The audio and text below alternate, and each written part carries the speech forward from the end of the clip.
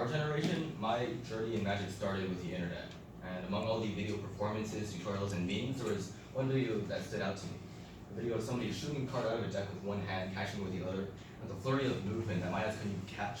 The card was returned. That video alone was what got me into the art of card flourishing, of cardistry. Now I'm here today to tell you about the history of cardistry. First, how cardistry started out in Magic. Second, how it grew in popularity. And third, how it's evolved into what it is today. So the early history of cardistry is really hard to get down, mostly because of how closely related it was to Magic. And with Magic being an art form basically reliant on absolute secrecy, it's hard to find anything about it. The earliest possible example I could find of what resembles modern-day cardistry was in this book right here, The Expert at the Card Table, published in 1902 by S.W. Erdnase. And on page 80, Erdnase describes something called the Charlier cut, which is a way to cut a deck with only one hand. And nowadays, this is actually one of the very first moves that cardists learn because of how simple it is. Fast forwarding almost 100 years later, we come to 1992, where a magician named Chris Kenner releases a book called Totally Out of Control. And on page 157 of this book, Chris Kenner explains his move Sybil, which, like the Charlier cut, splits a deck in packets with two hands and into four packets that shift and rotate between each other before closing.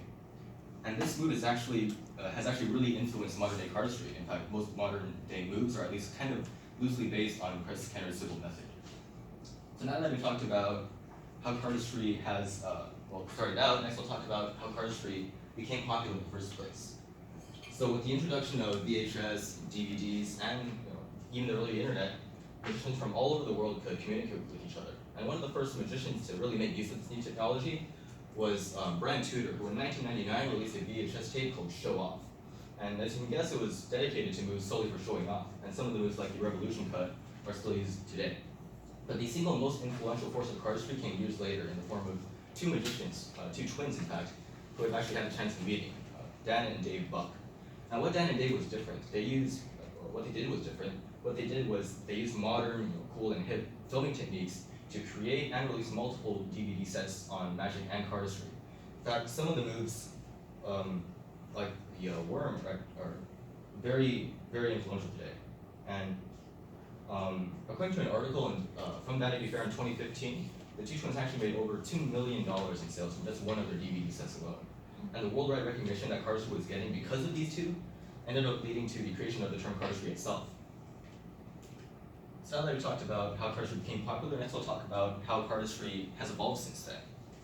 So with the introduction of social media, especially Instagram and YouTube, cardists from all over the world can not only communicate with each other, but share innovative ideas that have never really been seen before. In fact, so much has been done over the past couple of years that it would take me forever to talk about it all. So what I've done is I've created a very short timeline of just some of my favorite moves for the past couple of years. Starting with Bo and Ho from Vietnam. In 2007, he released a move called the Anaconda Dribble. In 2009, a group of Singaporean cardists called the Verts creates a tutorial on the spring. And in 2015, Franco Pasquale creates a move called Judo Flip, which is a one-handed cut, sort of like the Charlier, but instead rotates the card 360 degrees back and forth so that the deck retains its original position. In 2016, a YouTube channel called School of Cardistry becomes a literal School of Cardistry, releasing multiple tutorials on moves like the Spin Sybil, Canvas cut, Jaspis cut, and my favorite, the aerial shot.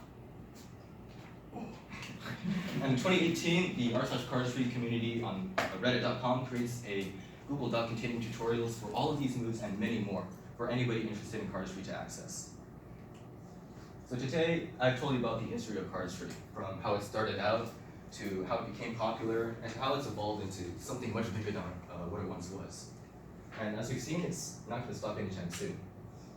In 2019, America's Got Talent winner Shin Lim created a YouTube video with on a tutorial for a move called Bullet, and it's a move I instantly recognized because it's the one move that got me into cardistry in the first place.